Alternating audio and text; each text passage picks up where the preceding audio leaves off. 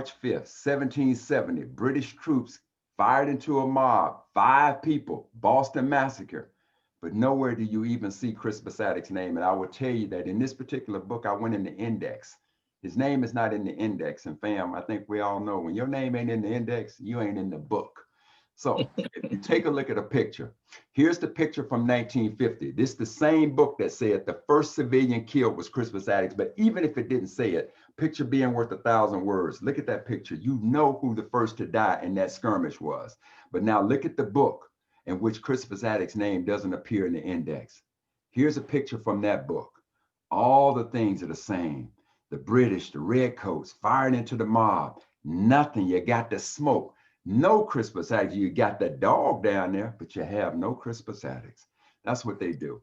So this is what happens in history. They take the best of you and they claim it for themselves. I don't have to tell any of you in Hollywood who this man is. That's Alexander Dumas, the man that wrote the Three Musketeers. But when they start talking about the Three Musketeers, it's Kiefer Sutherland and all these white boys, when in fact it should have been Denzel and some of the brothers playing the Three Musketeers. That's what they do. So in effect, fam, when I lecture on African American history, this is how I lecture, where we go in and we get to see exactly what's happening. I give you the documents from an African American perspective. I'll just give you one other real quick. If you could just bear with me for just this piece of the presentation, I'll be as quick as I can with this. I made this statement that when Thomas Jefferson wrote the Declaration of Independence, we hold these truths to be self-evident that all men are created equal. When he said all men, did he mean black men? Yeah, I see your head saying no. But see, the fact of the matter is, I would tell you that Jefferson absolutely meant black folks. Now, this just speaks to his hypocrisy. So when Jefferson wrote the original draft of the Declaration of Independence, and this is an excerpt from the Declaration of Independence, I want you to pay attention to this part. He said, we're going to tell you why we are, quote, declaring our independence from the great king of Britain, King England. And he says this, he says, to prove to the whole world, we're going to submit these facts. And these facts said, he has refused his assent. He has forbidden his governors. He has refused to pass laws. He has called together. He has, and Jefferson wrote this, he has waged cruel war against human nature itself, violating its most sacred rights in the life of liberty of a persons of a distant people who never offended him or offended him, captivating and carried them into slavery in another's hemisphere. Jefferson is speaking about the efforts of the King of England to bring slavery to the 13 colonies. Jefferson is speaking against slavery here. Now, this passage was omitted. This passage was omitted from the Declaration of Independence. The reason it was omitted is because Georgia, North Carolina, and South Carolina wanted slavery. So they told Jefferson, when we write all the reasons we want to declare our independence from England, you better take this part out because we have an affinity for slavery. But did Jefferson mean black folks when he said all? Yes. Did all the founding fathers know that slavery was wrong? Yes. And this is part of the type of things that I teach. So in that calendar, in my calendar, when I talk about the Declaration of Independence, I talk about this omitted passage that you see in the Declaration of Independence. But literally everything that I lecture on, if I'm talking about why should we remove Confederate monuments as a result of George Floyd, I'm bringing it back to history. If I'm talking about reparations, I bring you aspects out of history to make my argument for reparations so that it's not subjective, but it is a very historical and objective reason behind it. And so with that being said, versus going through my entire historical presentation, I'm gonna just stop there. But let me just add one other thing, Brother Clark. And I've said this is something that is important to me, that I think we as a people, I'd love to see us move to, especially this group.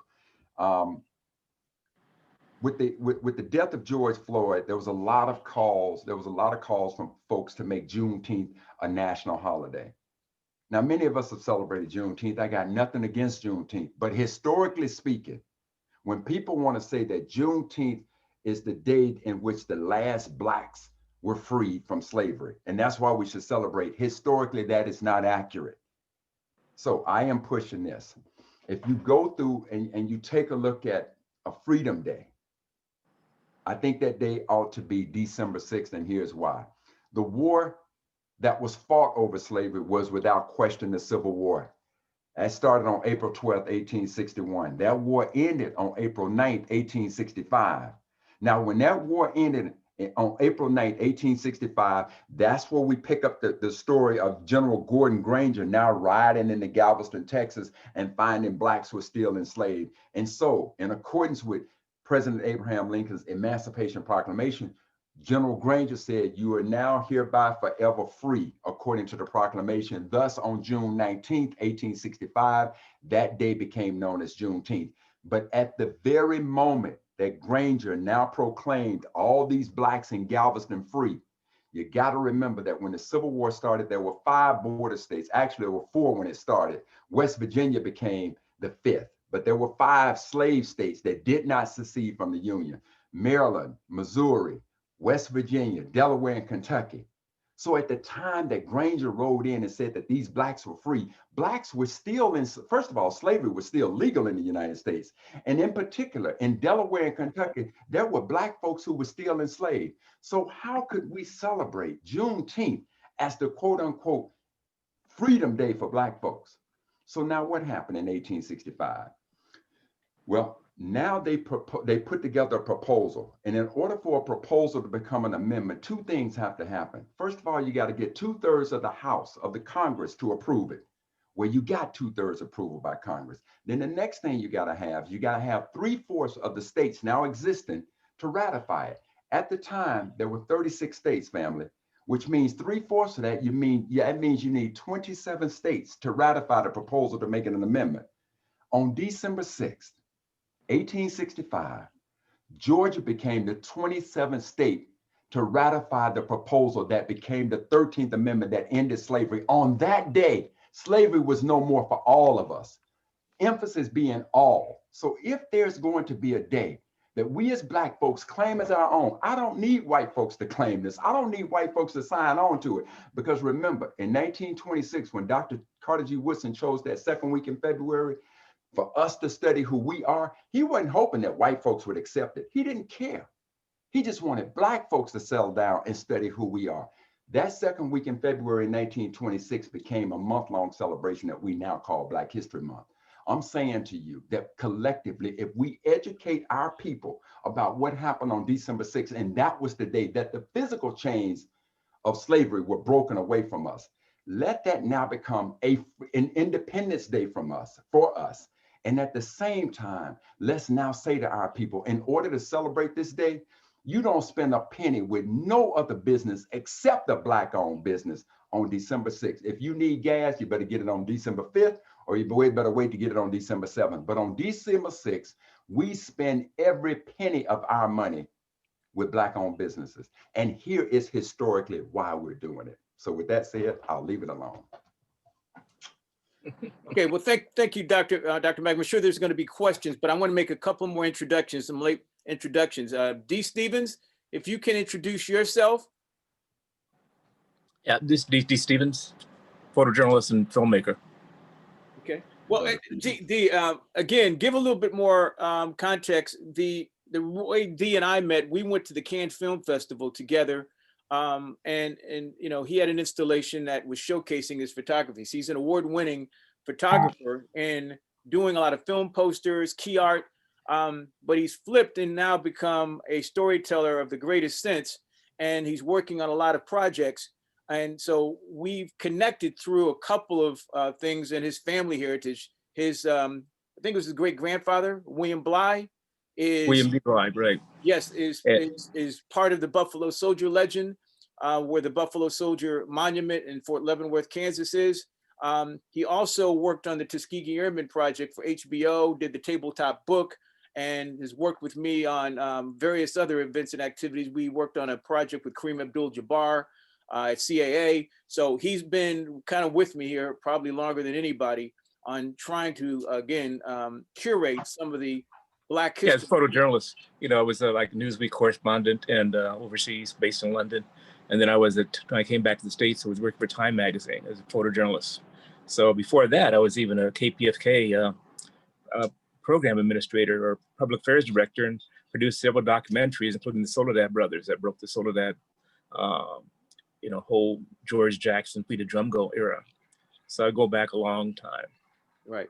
And so one of the key things with D is that he has, again, two different roles, is a person who can actually help us produce some of this content, or one piece of content for Black History Month, but he also works with students as a mentor. So he's a grad of UCLA, and again, And he's Compton. in Compton. And Compton. Compton. Well, that's where we really crossed the deck when I was an instructor at Compton.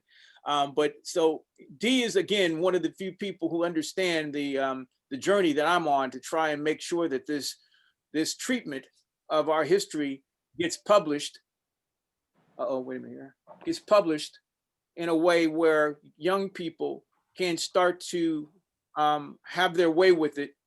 And that's really going to be important for all of us, is that they are able to start, with a head start, and not be able to be manipulated in thinking that we didn't have as much contribution and as much in the timeline of American history, not just Black history, American history, as we have. The last person I want to introduce is General Bray. And Liz, I don't know, Liz, what affiliation are you? Are you with? Yes, I am filling in for Mr. Lael Alexander. Fantastic. That's what I thought. Okay, so Yes. I'm going to introduce. Okay, if you can you introduce Lyle's product and anything you can to give us the latest and greatest on the persona part of Silo Cloud? All right. Well, I was like, good morning, good afternoon, everyone. Right now, Mr. Alexander has been working on persona for Silo Cloud, and it is going to cover everything. It takes care of social media. It takes care of the news, so what you're hearing. One feature on this news that I love, that it's not right wing or left wing. It gets the facts that we need so that we can decide how to go about what we hear. How do we want to judge things? There's also a music profile where you can get music from different artists, new, old artists. Video like YouTube, but better service, better streamline. Fantastic, Liz. And if you can you put in the chat box a link that gives us a glimpse of the new skin for Silo Cloud? Some of us have on the call have actually set up profiles, but as Lyle instructed and given me a tutorial, that there's a whole new face to this thing. And Okay. yeah, so put a link in there so that people can see the new Right. new persona. And just a little bit more background, Lyle and I met at Mobile World Congress 2 years ago. And he was the AT&T Black Businessman of the Year in 2017, 2018. But he's an accomplished OEM manufacturer of electronics, servers, just about anything you can think of in manufacturing. And he has built and designed this portal to become a way for all social media, for all platforms, whether it's Google or Microsoft, to work kind of within an environment where they're competing. So if you're a Google subscriber, or if you're Microsoft, if you're Apple, you can still work inside of his environment simultaneously with being able to do other things. And the only way I can really describe it for the purposes of this Black History Month portal that we want to build is that it will allow people to work simultaneously using voice, video, and data without choking out the network. And very few platforms can do that, including having a Zoom or anything else.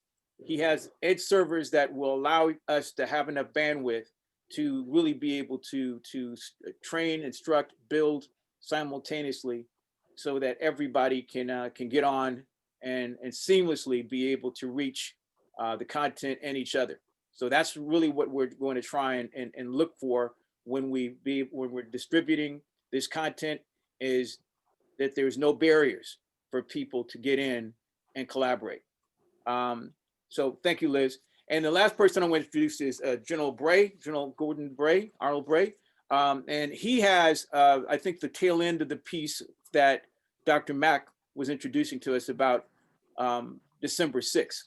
So General Bray, if you can describe to us what you believe is the the next steps to helping us build awareness and adoption for December? I'm gonna do two things. First of all, I'm gonna kind of go back to the beginning and then put everybody in the context, if I may.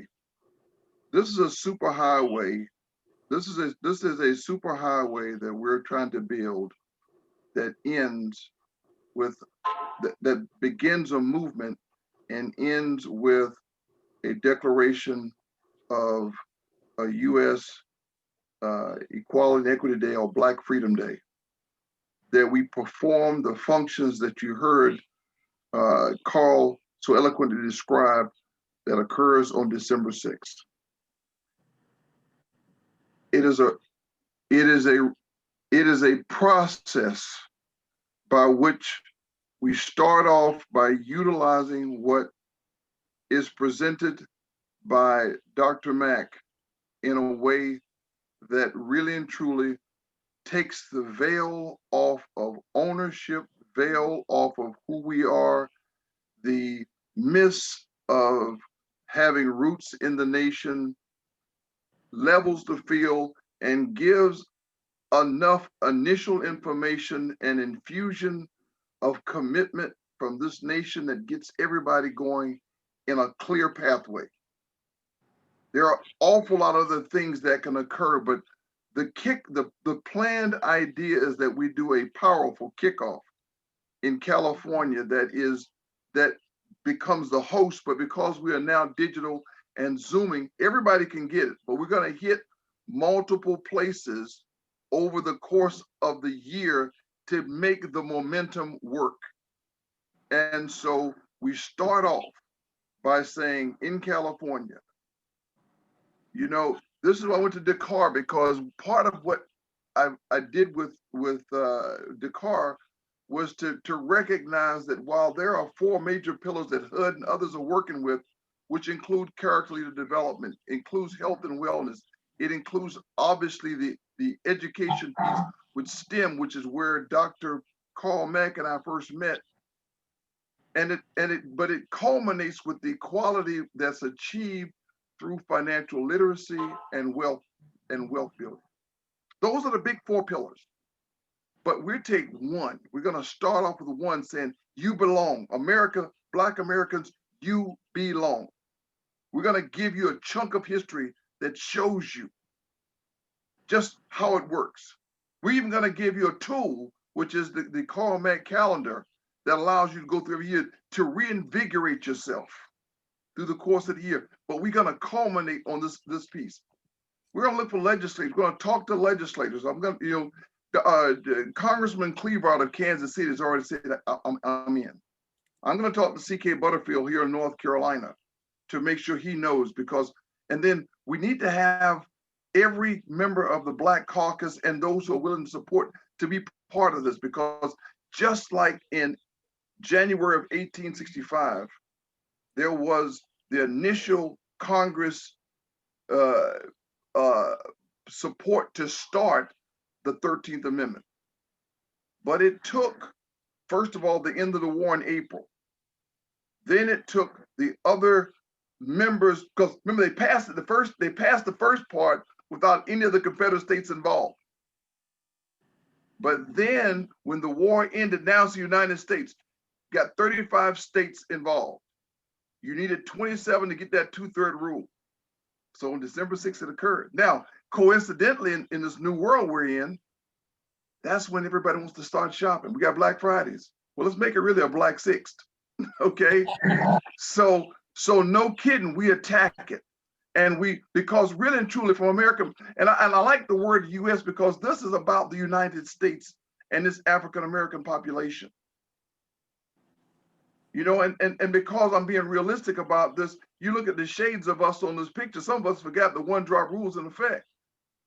America has. And there's impacts, but that's okay. So we go and we're pushing for this thing. And by the way, throughout the course of the year, the other parts of this play, we continue to invigorate, we continue to inform about other parts, but don't get off the highway. The highway culminates on December 6th with a recognition, and ultimately it's in every December 6th. not just one time. We're doing the movement now to get us there on December 6th, 2021. And I put out some dates. I said, Sunday, January 31st will be the date, will be a great target date. If not, then let's make it then become tied to African American History Month. And we can, because the reasons why it was chosen, because those are the dates of Frederick Douglass and Abraham Lincoln. Those are the dates that were chosen. He wanted to tie it to the commitment, but that's okay. So we got that window, we got that month. But I'm also saying, let's make everything symbolic. Let's make it educational. It's about the movement that moves us toward the direction. And oh, by the way, for all those, and to make it really impactful, just like we did in Kansas City, get as many young people involved doing the hard work on the front end, so that you showcase them, showcase the talent, get them involved, make them use those social platforms that they use to spread that word, to get it out there. Because if it's about old dead guys or old near deads, as the Floridians call us, like us, it don't get legs. Big brother. Okay, so this is the enthusiasm, and like I said, I am obviously passionate about it, but I still, even with all my historical background and history of war and all those kinds of things, I still have never heard anybody give it, expose it. That's the better word. Expose it like Dr. Carl Mack. And so I'm his drum major. Okay, if we're being biblical, I'm John the Baptist. Okay, so you know who you are, Carl. So that's what I want to do. That's what we're trying to do.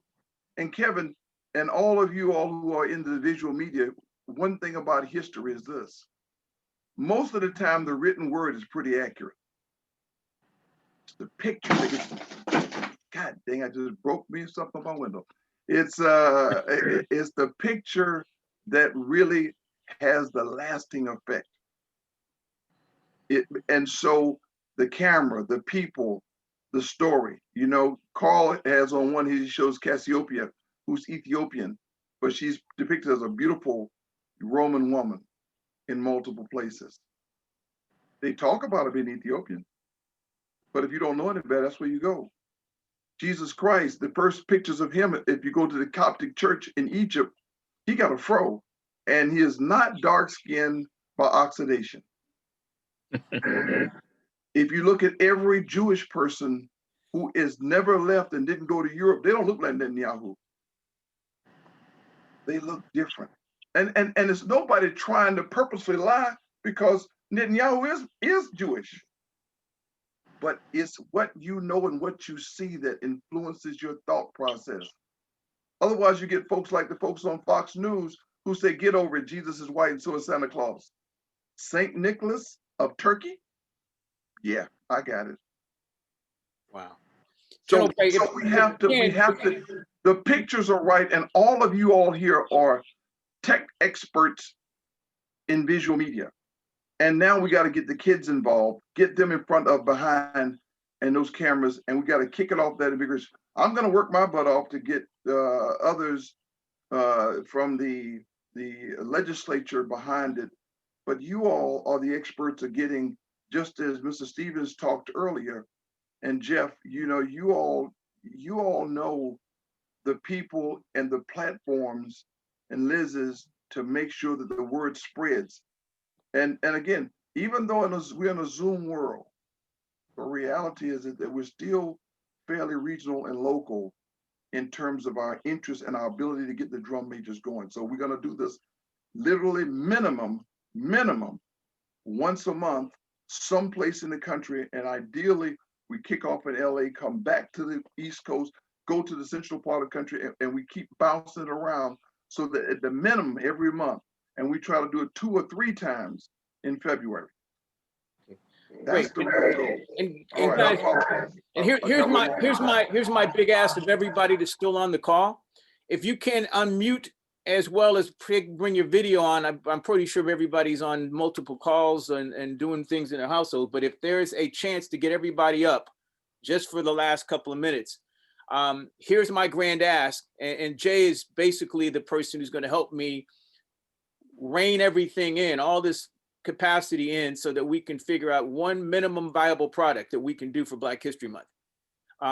So what I want to do is kind of go around the horn here and ask everybody if they could envision, based on what they've heard, based on what they know, and it can contribute, what would you like to see happen for Black History Month 2021? I'll start with Jeffrey. Well, I know that we have a lot of different big ideas. You know, for me, it's something that is a nugget that we could be differentiated on, but also that we could execute on in a timely way. So, you know, I look at some of the people on here that are content creators. One of the things we talked about previously was that I did the James Brown channel, and that the thing that was wonderful about that channel was that we were trying to get younger generations to rediscover James Brown. You know, in the 2015, 2013 timeframe. But the reason I mention that is whatever we do, you know, something that is differentiated, that we could have a differentiated advantage, we can plan it ahead, and that we can get around. So that's it. I mean, lots of esotericness, but, you know, something that would be substantial. Okay, and we go around the horn. Dr. Norris, what would you like to see done Black History Month 2021 with the time we have remaining? So I did something about 12 years ago called Man-to-Man Action Plan. The goal was to provide solutions for a lot of the problems, whether it was, you know, Black men incarcerated, single moms, things of communication issues. And then I revisited it in 2018, 10 years later. So 28 was Obama. I was working off of that momentum. 2018 was, you know, the violence in Chicago, from South Side of Chicago. So I felt helpless and hopeless in terms of why it was so tough. And I realized, because my dad's been in prison my whole life, serving a life sentence, that a lot of those boys and young men out there didn't have a father or a father figure to kind of guide them through those tough times. And so my hopes of you know, Black History Month is really to get those solutions out there from a marketing standpoint of, okay, here's the actionable item, but here's a solution. So for these young people, listen, it's hopelessness for the adults. So what are the young people going through? Well, some of the solutions is, you know, drive your own economy, drive your own household, drive your own vehicle. I saw a gentleman that, you know, put a bowling alley on wheels. I have a mobile classroom that I drive around to, you know, different areas and present entrepreneurship, curriculum, and education. So just getting that solution message out there and the positivity is what I would hope to see for Black History Month 2021. Okay, I'm going to leave Dr. Carl and General Bray at the end. D, what would you like to see done with all the capacity? I'd like to see some of these entertainers or actors, whatever you want to call them, and to relive history. Like when I was dealing with Chad, I took Chad to the Birmingham church bombing, and I took him. We did several movies together, and two of them were the 42 about Jackie Robinson. The other was about James Brown. So the days off, he would just, okay, let's go. What do you want to do? And we'd take him over to Bessie Smith Museum in Alabama. We'd take him up to the Otis Redding. That Otis Redding built an airport, and he had his wife and his daughter had set up a school to teach young people how to sing soul. And I was surprised that 80% of them were white, you know, but it was interesting how he felt that it was necessary to continue the thing of spreading it out to people education-wise, not so much entertainment-wise, but education-wise. And Chad's the same way. Chad was like a sponge when it came to history, and loved him for that. And we need to engage some of these, entertainers and put it out where young people see it. Young people gravitate towards stars, you know, toward the Panthers and anything else. And we need to engage them to say, hey, you know, I mean, they're willing. All that matters is speaking out and doing it. Thank you, D. And D's referring to Chad Boseman, and he's got a lot of celebrities on speed dial. So we have to, you know, really think about influencers.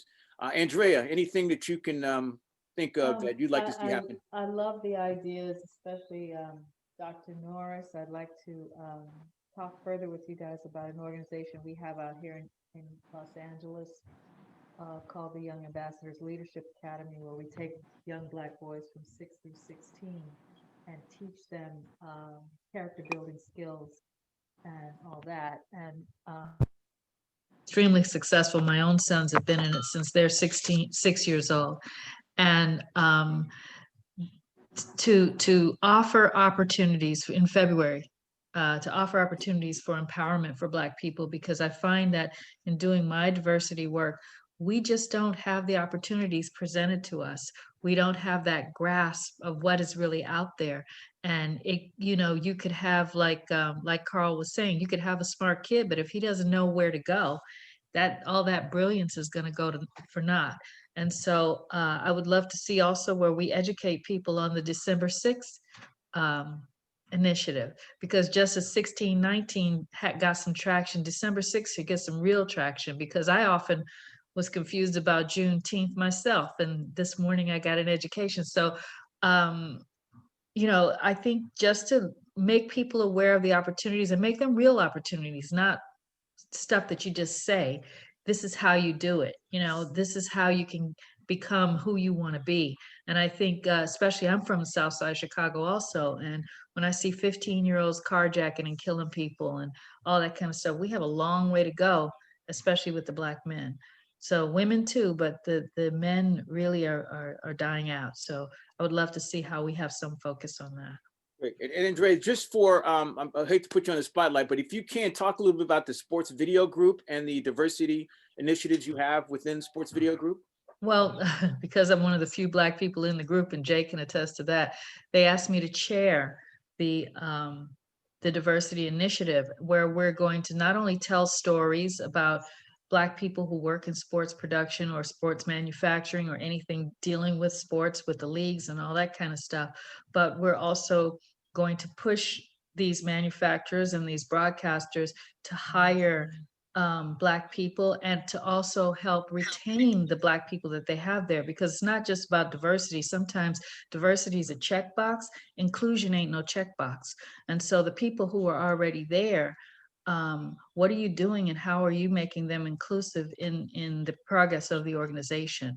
And unfortunately, we don't own any sports leagues. We don't own any sports television stations. And, you know, so we've got to make our way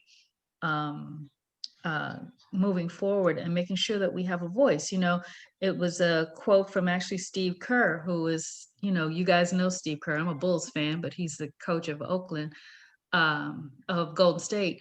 And he said, here we have it where we encourage all these kids to play together, right? When they're young, and through sports, they engage a lot with other races, other types of people, other people from different countries. And when it comes to them becoming in the front office of sports, there's no opportunities for them. So we're telling them you can play, but you're really not going to play when you get older. You know, you can't make money doing sports. That can't be part of your career. That can't be something that you can aspire to unless you can shoot some hoops or run the ball down the field.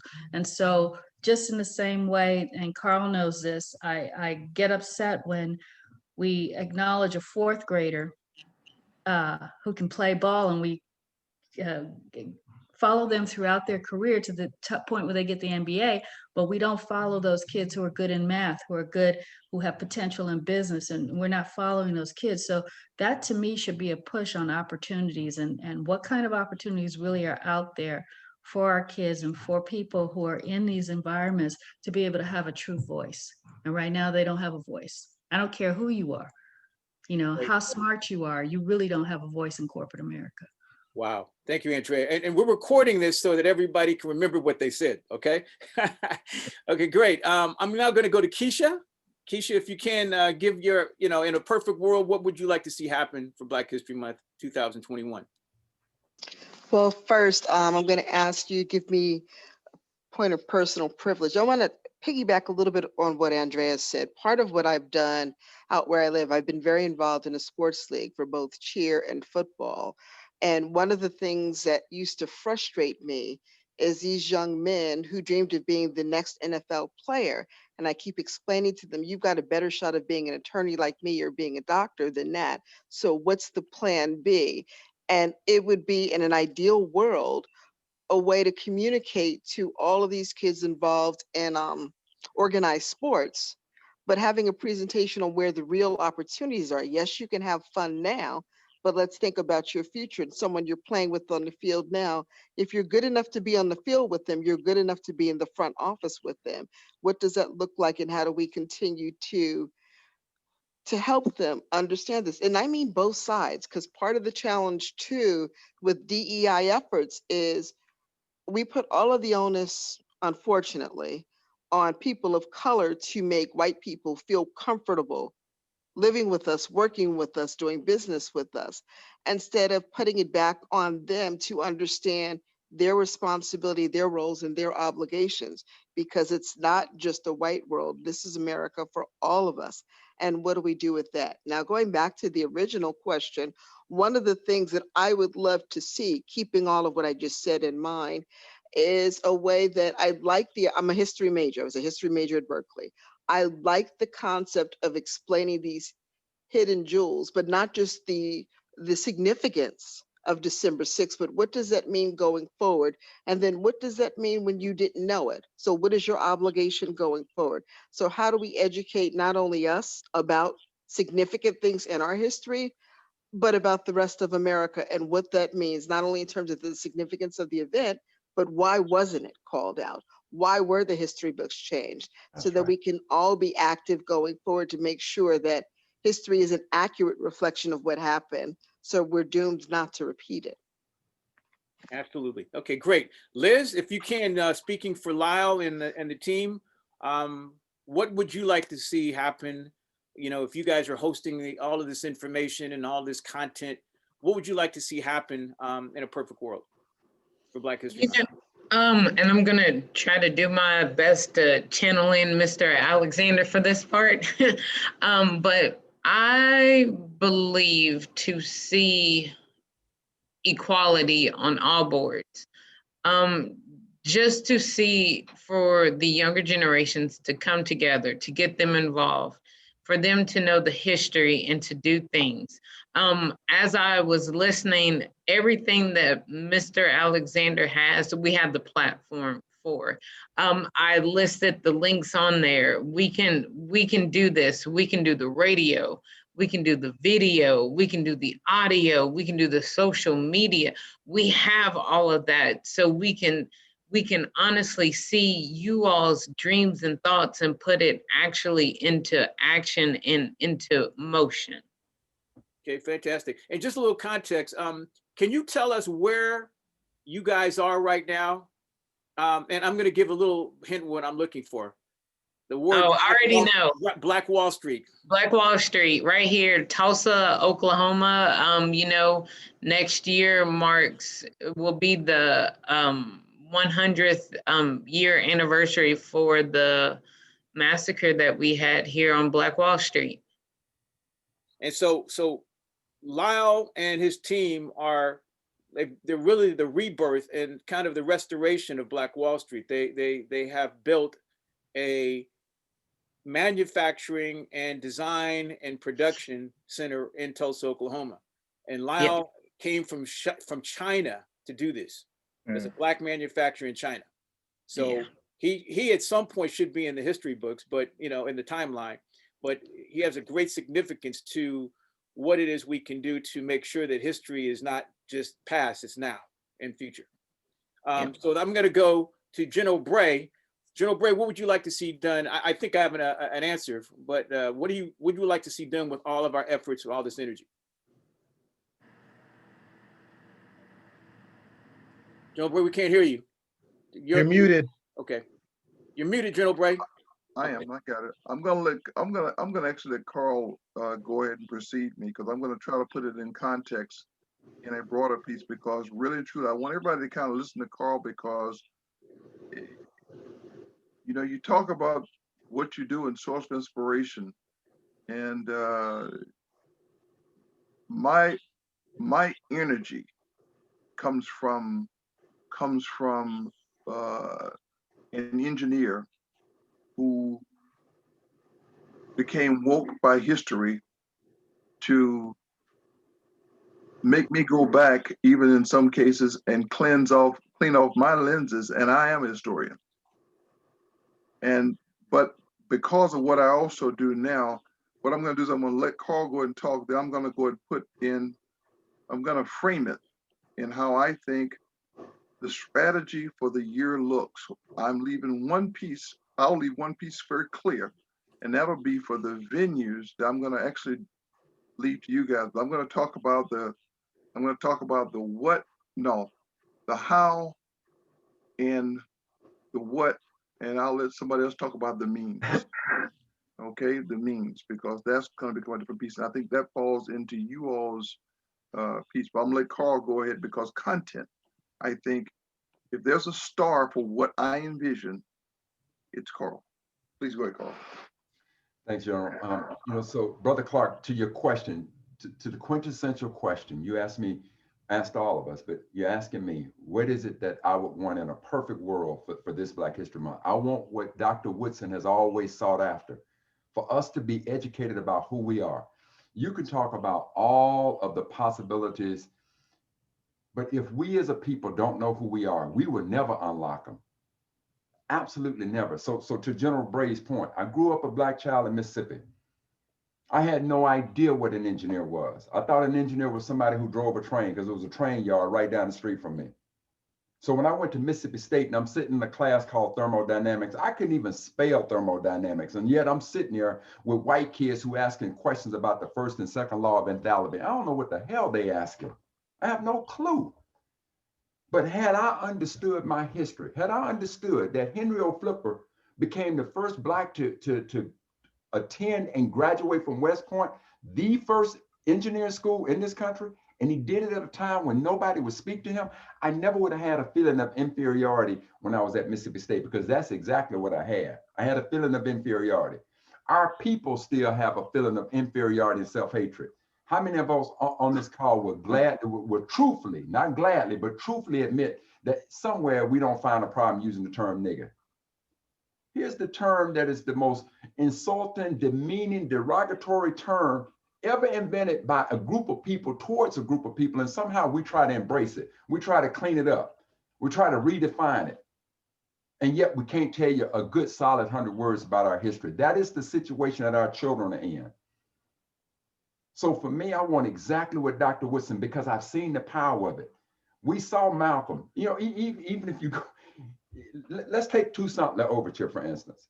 Toussaint L'Ouverture in leading the Haitian Revolution, he is directly responsible for this country's quest to manifest destiny from sea to sea.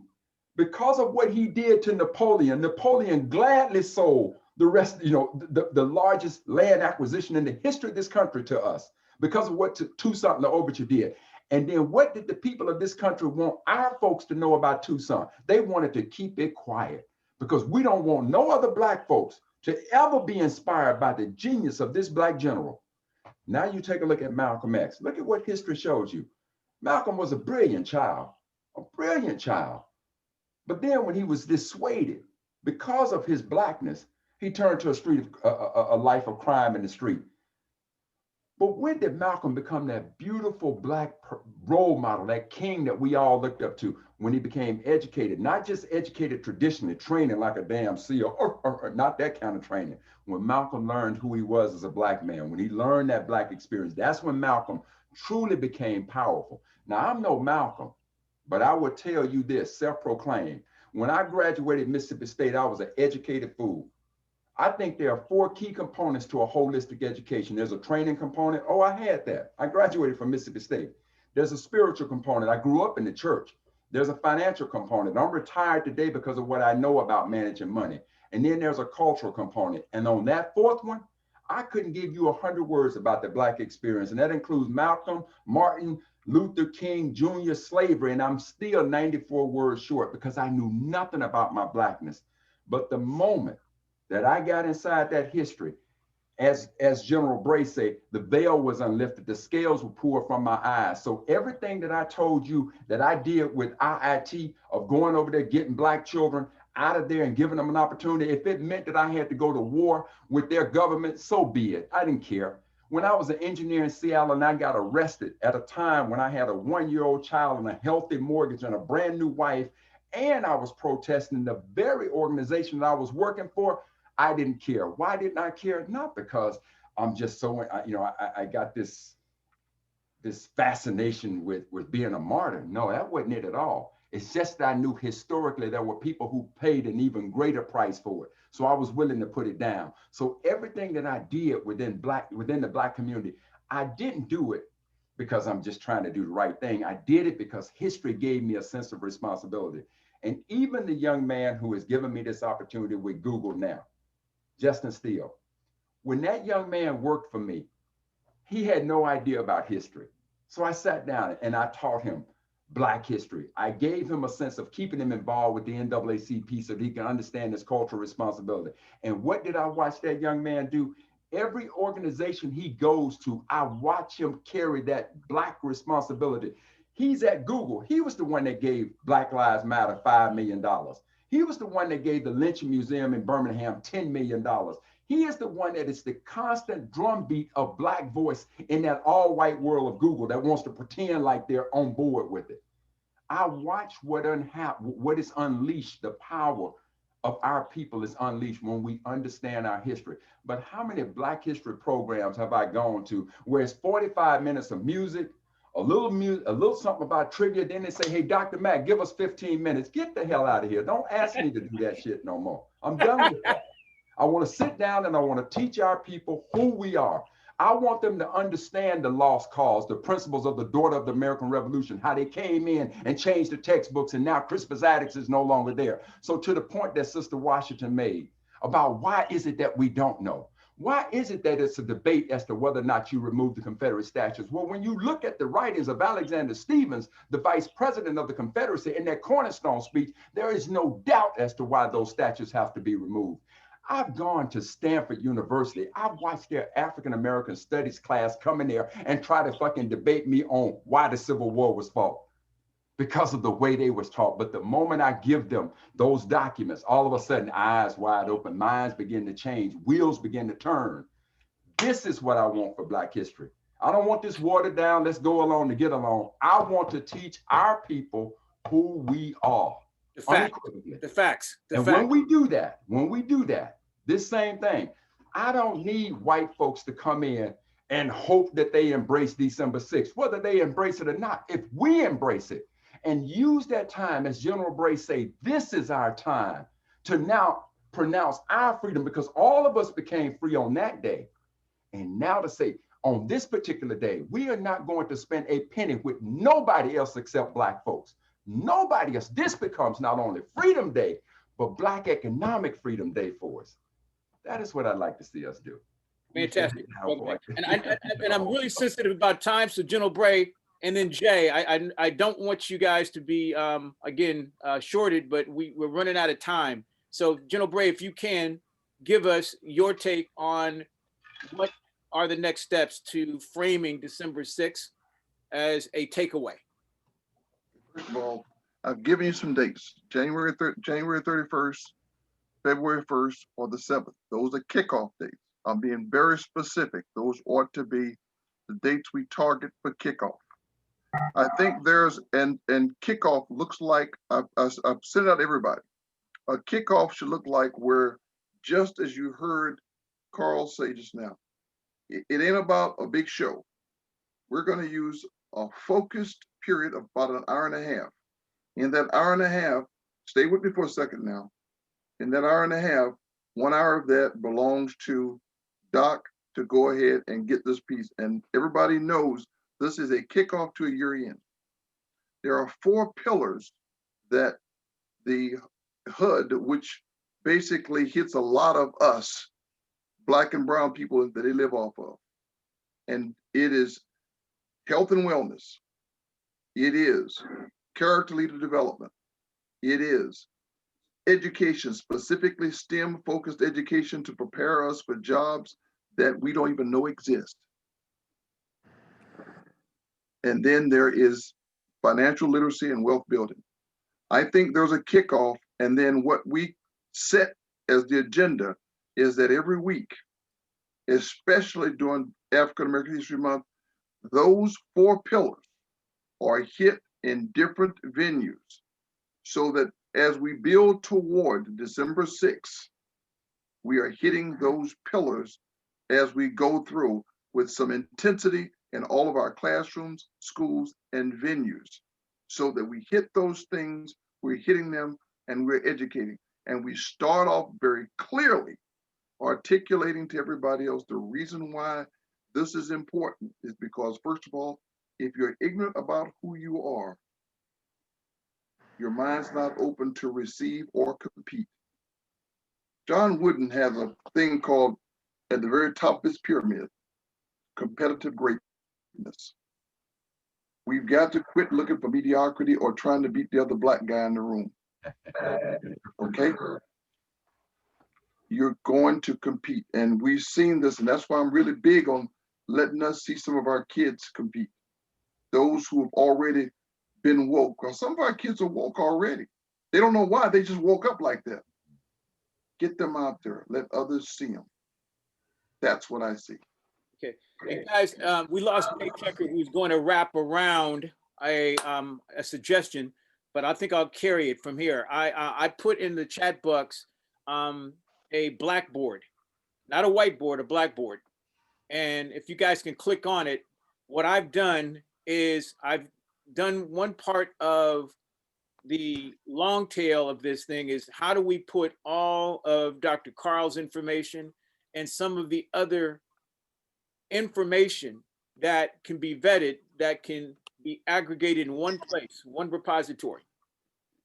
This is, again, just an exercise for us to figure out how we can produce one minimum viable product that can be shared with all of the stakeholders so that they can figure out if this meets some adoption, because that's the biggest word here, adoption of something that we can get consensus on that allows us to have this moment in Black history. Because that's really all we're going to have. I mean, if it's an hour and a half run a show, it's still going to just be a moment in everybody's life. Well, what can we do to make sure that there's a takeaway from that moment? This is a kickoff of a move. This is a moment that's a kickoff of a movement. Yes. You have to think that way. Yes, and I have to think that way. I agree, but I have some places that are looking for Black History Month content, whether it be a PSA, a commercial, short form media. We have to figure out what can we do to make sure that Dr. Carl's efforts are distributed to all the people who need to see and hear and feel the power of what this can do. Kevin, you're talking a business side of some things that you've got to do. You need to probably share with some of these folks of that piece that you've got to work, because this, honestly, I hate to say this, this part is just your piece. This is, but we got to go bigger than that.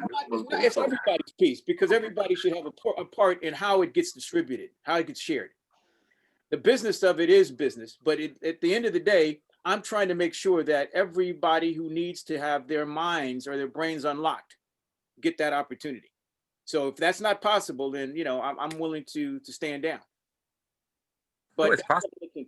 I'm trying to put all the information in one repository and be able to put a spotlight on Dr. Carl so that we can make sure that it's textured with the passion and the information that becomes fact.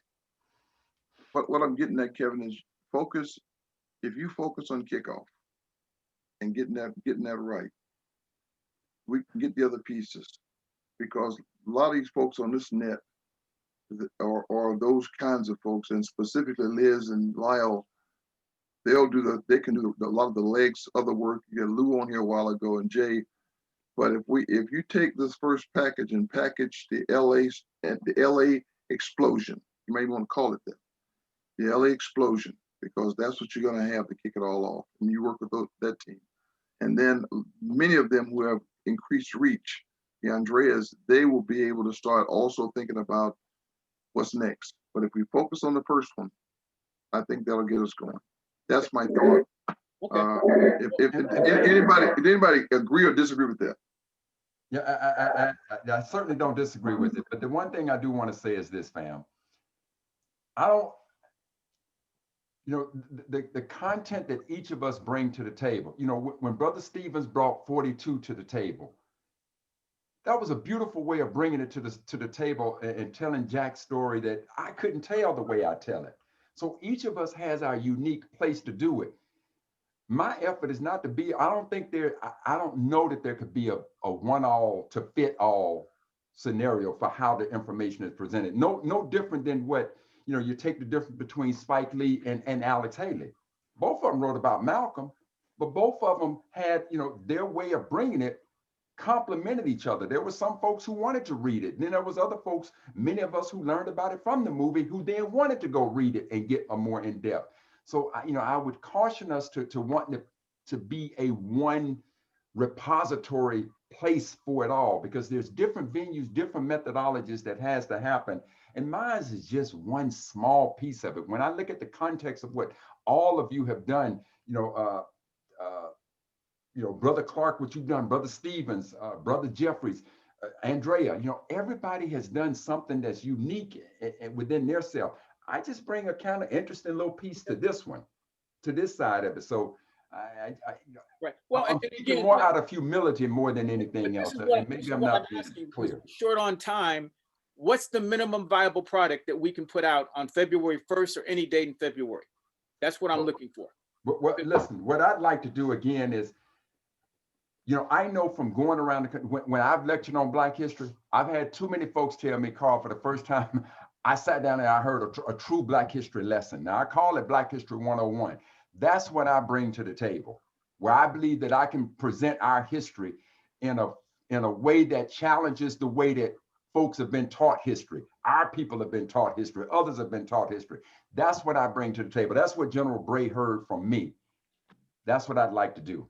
Okay, and with that being said, General Bray, I've talked about a run of show that I have not socialized with anybody, but I wanted to have this meeting first of stakeholders and then suggest that we look at a run of show that would feature Dr. Carl Mack and have as an outtake discussion about what we do to socialize December 6th. And that would be the run of show. And it would be either a virtual event that would be Zoomed or using Lyle's platform. It would be simulcast. And it could also be, again, something, if we were able to get some socially distant production, could allow us to be able to have that involved. But these are all the things that we've done to try to frame a run of show. So I'm going to socialize that run of show with everybody as a Google Doc, and then see if we can figure out how to add or subtract from it. Does that sound like a good suggestion? Yeah, Kevin, also, I would think about, and this is just a thought I had, of engaging the Black museums around the country. I'm on the board of the DuSable Museum in Chicago. Even though I'm in LA, that's my second home. And the DuSable got a new CEO, well, in the past 5 years. And what we're trying to do is make it an educational think tank for the Black community in Chicago. So if you start tapping into all these Black museums, the local ones, I don't mean, the Smithsonian in DC, but the real grassroots Black museums, they're the ones that are holding these kinds of events. They're the ones that have programs for young people and all that. And in February, everything's gonna have to be done virtually. So I think there's a creative way that we can tap into those Black museums and see how we can get this information out to them. Because when you align it with the museum, it comes with some credibility as far as the historical content that we're trying to express. Excellent. But see, Sister Barry, let me say this. Again, back to what the general has said. All the other content I bring is simply to go how and why and how did I miss this? How did I do this?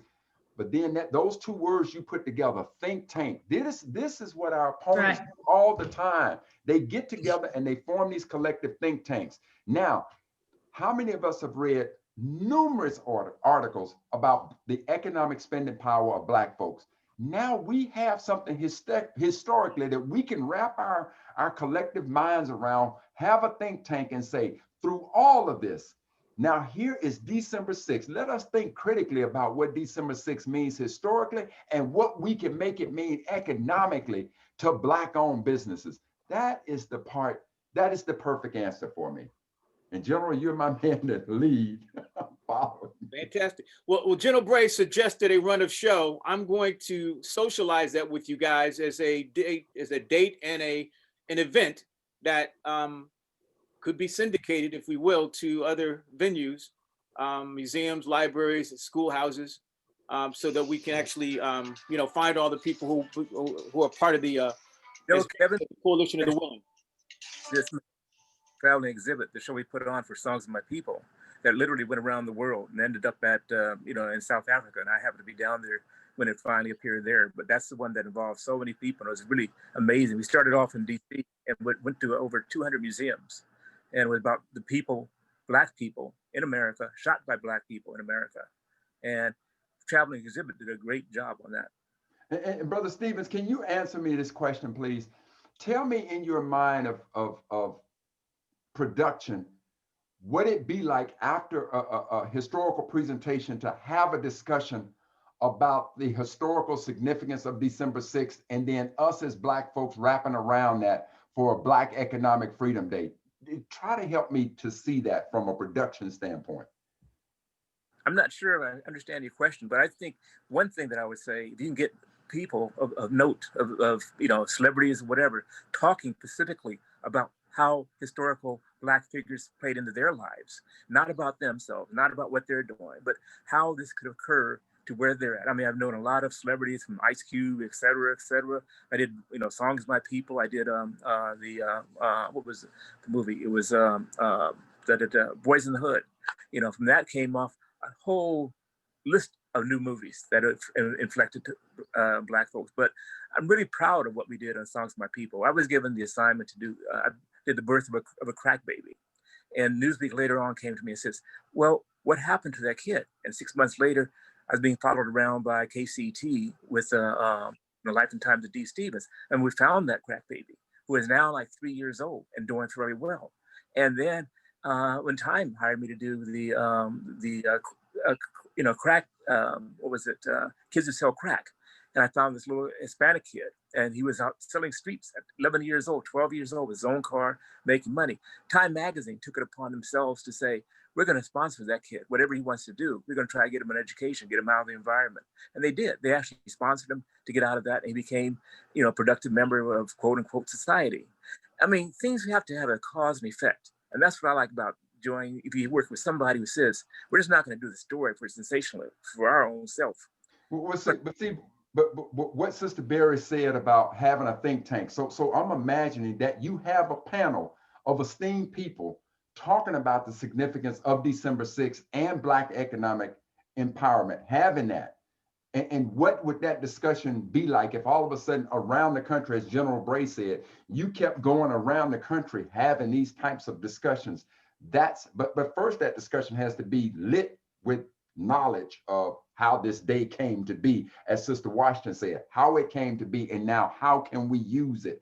And so I'm trying to imagine esteemed people, regular folks, sitting down saying, what does it mean now that you know what December 6th means, and could it be of economic empowerment? Could you see on that day only spending money with Black folks? Absolutely. That's the kind of think tank discussions I'm trying to envision. Right. Well, I've asked Keisha to ring in on this one from an LA base. Keisha, any ideas on how we can convene a group of leaders and regular folks to talk about the way ahead? I mean, Google is the gorilla in the room. I mean, if Google got behind something like that, I mean, they can do anything they want. I mean, post platform, media, spreading it out. I mean, that's literally the gorilla in the room. So they present me a licensing agreement. I'll try to work that in. Hey, well, so Keisha, any ideas from our LA Power? Well, and I guess that's kind of what I'm listening to, and the thought about Google. One of the things that I'm working around in my head is, should this be ground up, or are we going to the Googles and the other big dogs in the house and asking them to convene us? Or do we go to them as a group and say, how about you'll sponsor us and we'll convene ourselves? You can be there, but you're not leading that conversation. Nah. I love that. Keep going, sister. I love that. Well, no, and that's exactly what I'm looking for. You know, Keisha has the notion that I think we can do something historic with this. And I think, you know, again, not top down. And that's what I'm really looking for. And that brings, again, more So students. I would suggest then, so understanding what I do about how to get corporate dollars. The first thing we need is a nonprofit that has been around, that is esteemed. We can talk about the Urban League. We can talk about some of these other folks. And how do we then convene? And we ask them to come and sponsor. They can have a seat at the table to respond to questions we ask them. That's what their money gets them. But we're the ones having the conversation. And as we're looking at a solution, if they want to help, we ask them. But maybe the Urban League, maybe Slate Z. I'm trying to think of who else is out there that's got the name to be able to convene and have that conversation. Well, I mean, from an economic standpoint, Sister Washington, clearly, you know, Mark Morial and the Urban League, that's, you know, that's their bread and butter, right? Right. And I'm just thinking about the LA version, and they're on their way back up after having a rough couple of years. Right. So it could be the way to start having this conversation. And I'll put it to you even further. If we decide the Urban League, then it would be the same thing all across the country.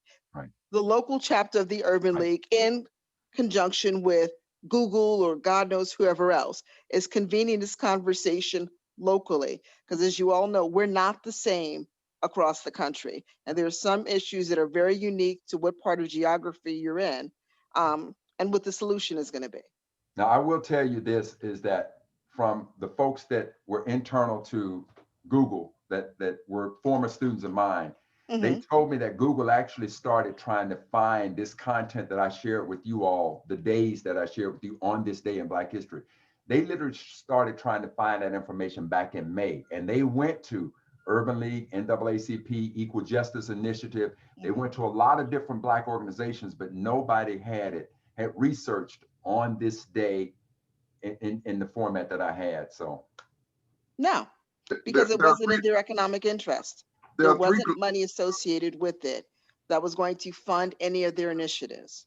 You've managed to figure out a way to monetize it, knowingly or unknowingly.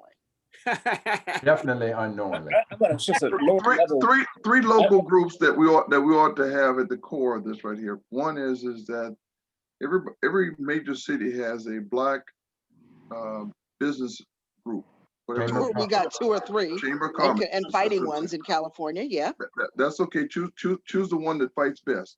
And I'm dead serious. The other ones come along because they want to be part of it. The second one is that you've already just captured. The lead organization probably should be NUL because it'll be those locations. And then as Andrea, if I may call you that, has said, we should try to get at least one of the local Black museums as part of it. And if we have, so we have CAM in LA. If that's kind of like the core package you're looking for, and then you amplify it by getting any names that are willing to associate with it, so that when you advertise the event, they're part of who people will see on their faces during this window. It attracts. The focus is not them, but we know how parties are made. It's who you bring to the party. Right. And then and oh, by the way, they then talk to their friends. And the reason why candidly LA was chosen was because you all are still the entertainment capital of the world, even though Tyler Perry is trying to work out something, but he ain't there yet. Okay, you guys got it, and so we ought to use that. And even though it is a world where this thing right here, we're right now in Texas, California, and North Carolina, so we can be those places. But we also know that the buzz happens also still in the streets and on the phones being picked up and talking about it. Well, so So again, to that end. so we're going to wrap, but we're going to socialize the run of show that needs to be, again, directed to partners who have leverage, who have outreach, who have audience. And Again, I'm going to send this out as a Google Doc. I'm going to have Jay take a pass at it so that it looks like it's something that could really be a proposal or a one sheet. But the goal really is to try to make sure that we get people aware, then adopted, and then try to create some, as General Braden wants, some movement towards some action that really could become historical.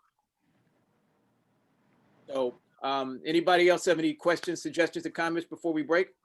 Well, I have a question. And I'm sorry, because as you know, Kevin, I do 3 things at once. The question that I have is, if we bring in a Google or someone else, how does that, is there a conflict with Lyle stuff? And then how do we navigate that? Right. So this is the question I asked Lyle if we had Google. He said, great. But, you know, I don't know if Google would feel challenged by Lyle. So Yeah, because my question is, what platform are we putting it out there on? Google's not going to pay for us to go put it elsewhere. right. So the question really is, what does the big dog really want in this particular case? And Carl is the big dog, I believe. So what could we, you know, suggest as a way to do some outreach and penetration using what we have? And Well, I proposed to Apple to do an interactive museum piece and to go around and to show images that I had taken over the years and let, like, when I go into a prison and talking to Tookie Williams, and Tookie Williams he put on a radio show that would go into classrooms, homerooms.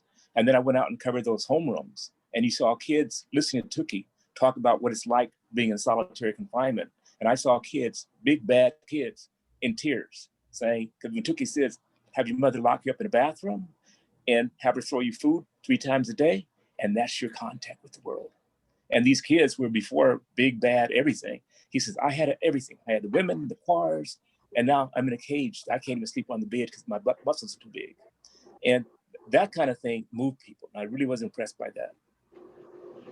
so, Dr. Carl, you had some thoughts. I know we've got to get back to framing this around what is the minimum viable product. But if we look at your book, your calendar, we'd like to figure out what can you suggest in the days that we have as a way to unleash it. Okay, so I have no idea of the other content that everybody else has. So, and I'll respect that. So let me just clearly tell you what Google wants from me. So when you look at the calendar, and you know, today is Josh Gibson, right? So Josh Gibson was born on this day. So everybody is an on this day effort. Google doesn't want to sell calendars. What Google wants is to license the content so that they can now say to their assistant, hey, Google, what happened on this day in Black history? Because now if you say what happened on this day in history, they take you to the History Channel, and then the Google Assistant start telling you all this information about it. They want to know what happened on this day in Black history. And so now they're saying, Carl, you've done that. I didn't go after Google. Google we just happened to meet. You know, I had a student, he shared some pages with them. It's what they were looking for. So that's what they want. Now, I don't know what anybody else has or what they want. And for me, I can be a poodle in the thing. It doesn't matter to me. What's important to me is that our culture, our history get out there, right?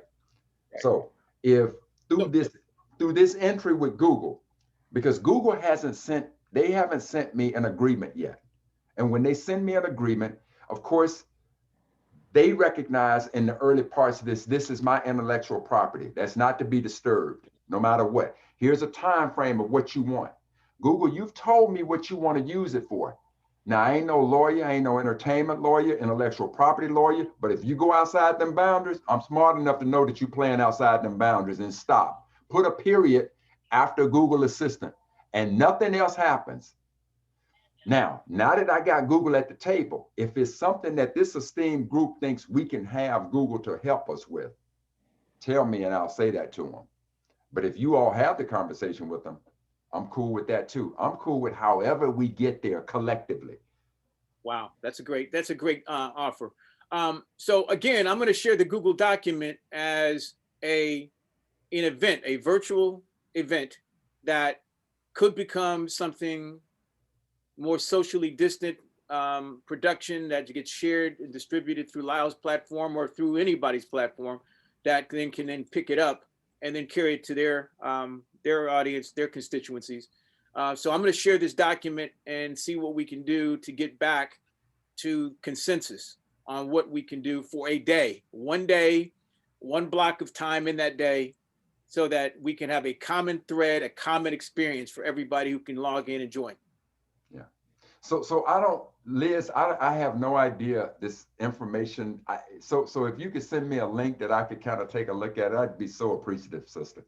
Yes, and I think Keisha might back us up on it. You will have to do a tutorial. It takes a tutorial to really understand it. Right.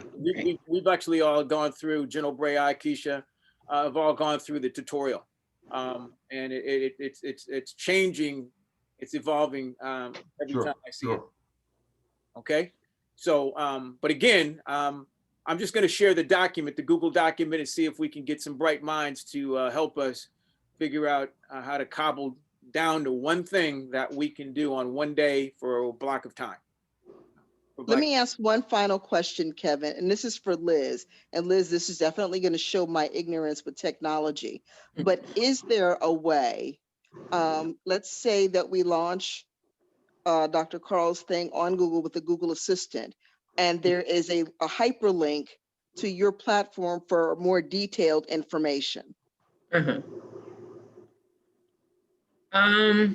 Yeah, sorry, I'm trying to think on the different type of platforms that we have, but yeah, that can easily be done. I know that we have it where you can do all of your social media LinkedIn, and so I'm pretty sure, I know that can be done, and if it's not done now, then Mr. Alexander, he can definitely find a way to get it done. But I'm pretty sure if you can link up. I don't want to violate what Google is going to offer him, but I also want to make sure that Lyle is included.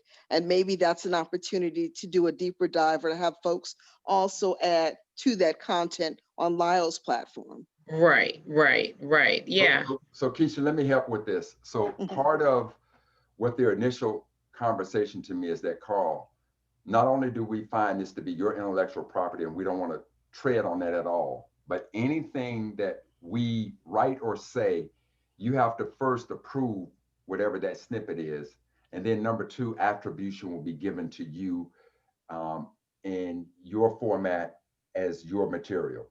So what I would imagine is somewhere they're going to give attribution. And if they use my voice and I say, Keisha Washington was born on this day and became the greatest intellectual property attorney of all times. For more information about Keisha, you can go to my website and get the calendar. Now, when people come to my website, it may be easier once they're there for me to link all of stuff that Lyle, all the stuff with Lyle could be a lot easier to do that.